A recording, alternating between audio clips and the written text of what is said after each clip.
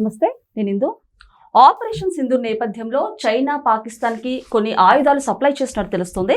మరి దీని గురించి మాట్లాడడానికి మనతో పాటు సీనియర్ జర్నలిస్ట్ జగదేవ్ గారు ఇప్పుడు మనతో ఉన్నారు. నమస్తే సార్. నమస్తే అండి. సార్, మరి ఆపరేషన్ సింధూర్ నేపథ్యంలో చైనా పాకిస్తాన్ కి కొన్ని ఆయుధాలు అయితే సప్లై చేసినట్టు తెలుస్తుంది. మరి అవి కూడా ఫెయిల్ అయినట్టు తెలుస్తుంది. సో దీని వలన చైనాకి భారీ నష్టం చేకూరిందని చెప్తారంటారా? అంటే చైనాకే కాదు, అమెరికా కూడా కొంచెం ప్రెస్టేజ్ ఇష్యూ వచ్చింది. ఎందుకంటే ఏ రాడార్ వ్యవస్థ అయితే మేము పటిష్టంగా ఉన్నాము, లేదంటే కొన్ని రకాల మిసైల్స్ మా దగ్గర ఉన్నాయి, భారత్ అణుబాంబు ప్రయోగం చేస్తే మేము చేస్తున్నాము, భారత్ పలానా మిసైల్స్ దిగుమతి చేసుకుంటే మేము చేసుకున్నాము, అంటే పులిదిక్కు చూసి నక్క వాతలు పెట్టుకున్నట్టుగా ప్రతిదీ కూడా మేము పోటీ అన్నట్టుగానే మొత్తానికి అంటే ప్రపంచ దేశాల్లో కూడా మేమేం తీసుకోమన్నట్టుగా. అంటే ఇక్కడ కూడా కొంతమంది లౌకికవాద ముసుగులో ఉన్న కొంతమంది వెధవలు పాకిస్తాన్ సపోర్ట్ చేసే వాళ్ళు ఉన్నారు మన దగ్గర చాలా మంది, అంటే వందల్లోనే ఉన్నారులేండి. సో వాళ్ళు కూడా మా పాకిస్తాన్ అంటే ఏంటనుకున్నారు అన్నట్టుగా ఉండేవాళ్ళు ఉన్నారు. సో ఇదంతా ఇప్పుడు యుద్ధం వాతావరణం కమ్ముకున్న తర్వాత సింధూర్ స్టార్ట్ చేశాక వాళ్ళ యొక్క ఒక్కొక్కటి చేతకానితనము, ఆ పిరికితనము, దొంగ దెబ్బ తీసేతనము, ఆ గుంటనక్క తెలివితేటలు అవన్నీ బయటకు వస్తున్నాయి. సో ఇప్పుడు ఏదైతే పక్కోడి నుంచి అప్పు తెచ్చుకొని అరువు తెచ్చుకొని మేము టెక్నాలజీ మా దగ్గర ఉన్నాయి, మేము ధీటుగా ఎదుర్కోగలము, సమాధానం చెప్పగలం అంటున్నారో అవన్నీ ఫెయిల్ అయ్యాయని క్లియర్గా అర్థమవుతుంది. అయితే ఏ దేశం నుంచి అయితే తెచ్చుకున్నాడో అవి ఫెయిల్ అయితే రేపొద్దున ఆ దేశం యొక్క ప్రొడక్ట్ ఎవడు కొంటాడు? ఇంకా ఎవరు కొనరు? ఇప్పుడు యుద్ధ మేఘాలు కమ్ముకున్నప్పుడే వీడికి కరెక్ట్గా దేశం వాడికి ఛాన్స్, అరే మన మిసైల్స్ ఇవన్నీ కూడా కరెక్ట్గా ఉంటాయి, మన డ్రోన్లన్నీ కూడా ఆ వ్యవస్థను బాగా నడిపిస్తాయి అని చెప్పి మార్కెట్ చేసుకోవడానికి ఇలాంటి టైంలో మరి కొంచెం అమ్ముకోవడానికి బాగుంటుందని వాడు ఫీల్ అవుతాడు. అమెరికా కూడా అంటే ఒక విధంగా ఇండియాకి సపోర్ట్ చేస్తూనే బ్యాక్గ్రౌండ్ గా పాకిస్తాన్ కి సపోర్ట్ చేస్తుందని చెప్పొచ్చు అంటారు, ఆయుధాలు సప్లై చేసి. ఎందుకంటే అసలు క్లియర్ గా మొన్న పాకిస్తానే ఒప్పుకుంది కదండి, అమెరికా కోసమే మేము ఈ తీవ్రవాద సంస్థను పెంచి పోషించాం.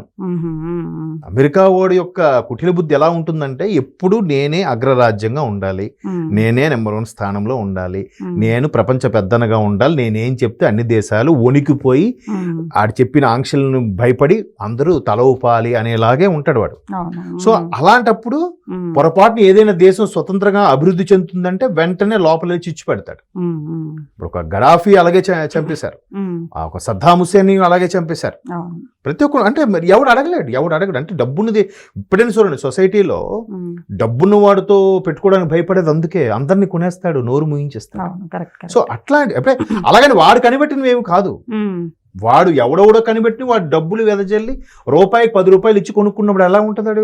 అరే మన 10 రూపాయలు వస్తుందంటే ఆడవాళ్ళే కాబట్టి ఆడొచ్చేసరికి రెస్పెక్ట్ గా ఉంటాడు కదా. సో ప్రపంచ దేశాలన్నీ కూడా అలాగే ఫాలో అవుతున్నాయి. వాడేం చేశాడు, ఆ F-16 విమానాలు లాంటివి ఏవో వీళ్ళకి అమ్మాడు. మొన్న మన వాళ్ళు సింధూర్ స్టార్ట్ చేసిన తర్వాత మన వాళ్ళు చేసే వాటిని, మన అటాక్స్ ని, మన డ్రోన్స్ ని వాళ్ళు ఎదుర్కోవడంలో ఫెయిల్ అయ్యారు. సో అక్కడ ఏమైంది, వాడు ఇచ్చిన ప్రొడక్ట్ ఫెయిల్ అయింది. ఇప్పుడే కాదు, ఇంతకు ముందు కూడా అయ్యింది. ఒకసారి మన వాళ్ళు జలంధర్ నుంచి ఎక్కడి నుంచి ఒక క్షిపణి ప్రయోగిస్తే అది అనుకోకుండా అదుపు తప్పి పాకిస్తాన్ భూభాగంలోకి వెళ్ళిపోయిందంట.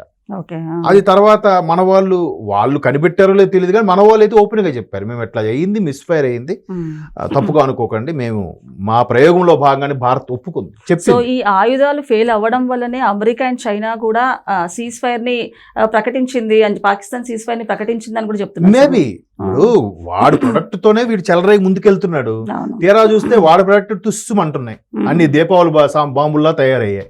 ఇప్పుడు ఏమవుద్ది, ఇదే గాని కంటిన్యూ అయితే వాడు అమెరికా నుంచి తెచ్చినవి, చైనా నుంచి అవేవో డ్రోన్లు తెచ్చుకున్నాడు, అవి దీపావళి సామాన్లాగా అయిపోయాయి. ఎంత కామెడీ అయిపోయిందంటే ఒకప్పుడు చైనా పీసు 3 నెలలకు మించి రాదురా అనే ఏదైతే ఉందో అది మరొకసారి వైరల్ అయింది. నవ్వుతున్నారు అందరూ.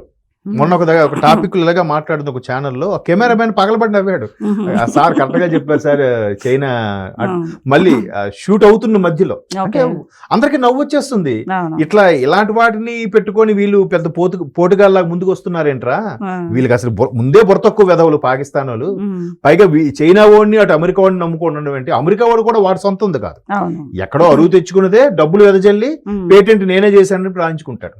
సింపుల్. ఇప్పుడు మన సినిమాలో కూడా చూస్తుంటాం కదా, ఎవడో ఒకటి వీడు నీకు డబ్బులు ఇస్తా నా పేరు రాయించుకుంటా అంటాడు కదా, ఆ టైప్ అనమాట అమెరికా వాడు.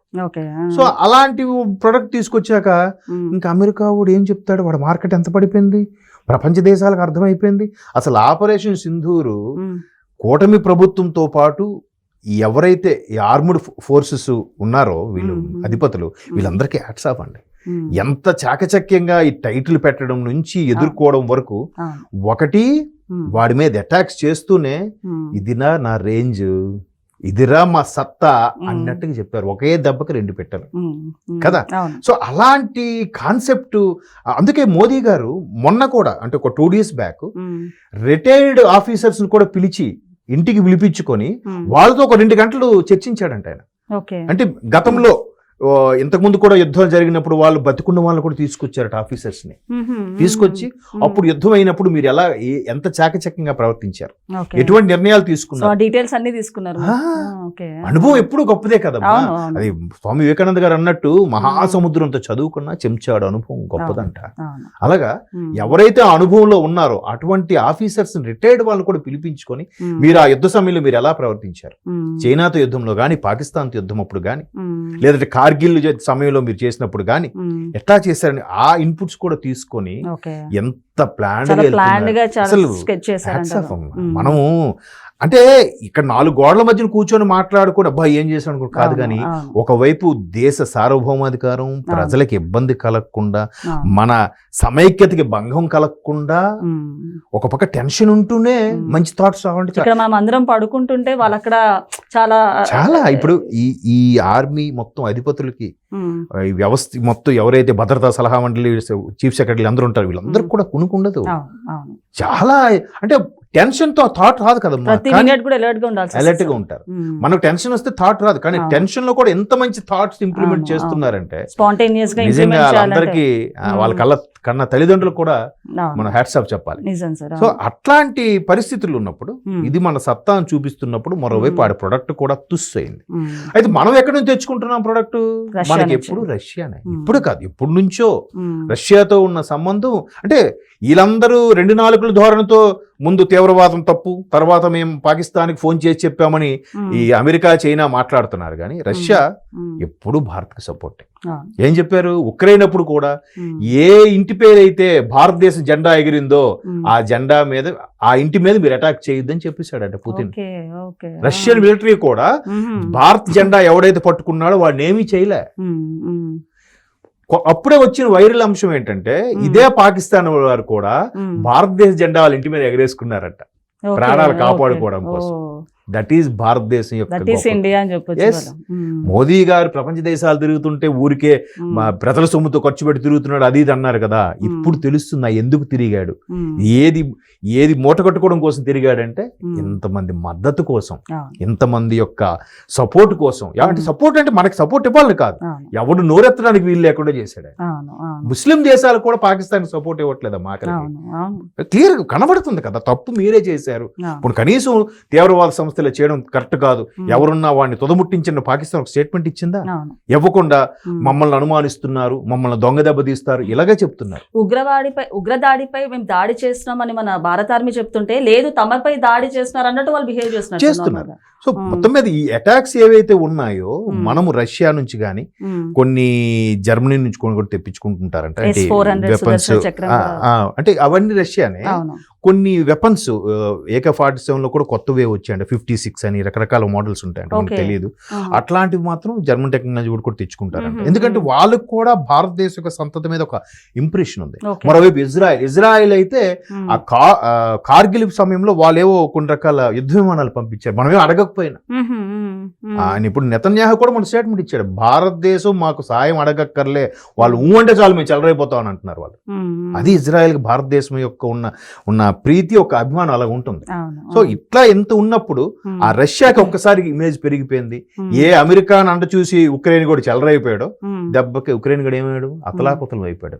రష్యా 3 ఏళ్ళుగా అటాక్స్ చేస్తూనే ఉంది, ఉమ్. అయినా రష్యా అలాగే ఉంది. సో ఇప్పుడు రష్యా లాభాల్లో ఉందని చెప్పొచ్చు అంటారు సార్? ఖచ్చితంగా ఇప్పుడు ఏదైతే సక్సెస్ అయ్యాయో ఈ S-400 ఇవన్నీ కూడా అవును. ఇంకా అందరూ అటే ఎగబడతారు. ఉమ్. ఇంకా రష్యాకు మార్కెట్ పెరుగుతుంది, ఉమ్. అమెరికాది కుదేలైపోయింది కాబట్టే ఉమ్. వెంటనే సీజ్ ఫైర్ ఇవన్నీ డ్రామాలు, ఉమ్. హై డ్రామా, ఎవరికి అర్థం కాదు. అండ్ అలాగే ఆర్థిక వ్యవస్థ లేదు కాబట్టి పాకిస్తాన్ సీజ్ ఫైర్ కి కూడా ప్రకటించిందని కూడా అది అంటున్నారు. ఎలాగా లేదు, ఉమ్. ఎలా అందుకే కదా IMF దగ్గరికి వెళ్ళడం, అక్కడికి వెళ్ళడం, ఇక్కడికి వెళ్ళడం, బతిమాలుకోవడం. మరి IMF కూడా $1.3 బిలియన్ శాంక్షన్ చేసింది కదా సార్? లేదు లేదు అంతే ఇవ్వలేదండి, మొన్న 8,000 కోట్లు ఎంతో ఇచ్చింది అన్నారు అంతే. మొన్న రీసెంట్ గా 1.3 భారత్ వద్దన్నా కూడా ఉగ్రవాదాలకి వాడుతారు పాకిస్తాన్ అన్నా కూడా వాళ్ళు 1.3 శాంక్షన్ ఏమో చేస్తారు. అందులో ఈ పాకిస్తాన్ సపోర్ట్ చేసే ఈ పౌరులో లేకపోతే ఈ అధవులో ఎవరు ఉన్నారేమో, లేదా మిగతా 57 దేశాలకు చెందిన వాళ్ళు కొంతమంది ఉన్నారు కదా మూర్ఖత్వం ఉండేవాళ్ళు, వాళ్ళు ఎవరుండి ప్రెజర్ చేశారేమో చెప్తే. అంటే ఒక్కసారి వాళ్ళు ఎలా ఆలోచిస్తారంటే సరేలే వాళ్ళు దీన స్థితిలో ఉన్నారని, కానీ ఆ దుర్మార్గులు మరలా దీనికే కేటాయిస్తారనే విషయం వాళ్ళకి తెలియదా?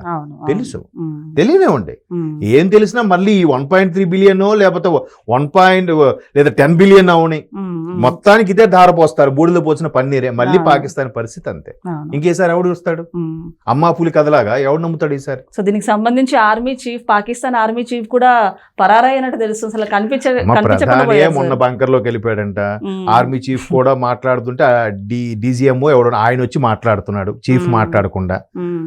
అర్థమైపోయింది వాళ్ళకి కూడా. ఇప్పుడు ఎంతకని అబద్ధాలు చెప్తారు? చెప్పలేరు కదా. 1-2 సార్లు చెప్పొచ్చు, ప్రగల్భాలు పలకొచ్చు, 3వ సారి నుంచి కామెడీ చేసుకుంటారు కదా. ప్రతిదీ ట్రోల్స్ అవుతున్నాయి. ఇప్పుడు సోషల్ మీడియాలో చూసుకుంటే పాకిస్తాన్ ఇండియా చాలా ట్రోల్స్ వస్తున్నాయి సార్. మనదే కాదు, బలూచిస్తాన్ మరి భయంకరంగా ట్రోల్స్ చేస్తున్నారు. మరి చాలదా? పక్కలో బల్యంలాగా వాళ్ళు తయారయ్యారు కదా. సో మొత్తానికి అమెరికా మార్కెట్ వాళ్ళంతే, వాళ్ళ మార్కెట్ పడిపోతుందంటే ఎక్కడ ఎవరినైనా తగు పెట్టేస్తాడు, ఎక్కడ ఎవరినైనా విడగొట్టేస్తాడు. వాడి ఉద్దేశం, వాడి క్రూయల్ మెంటాలిటీ అంతా. ఓకే సార్, నమస్తే.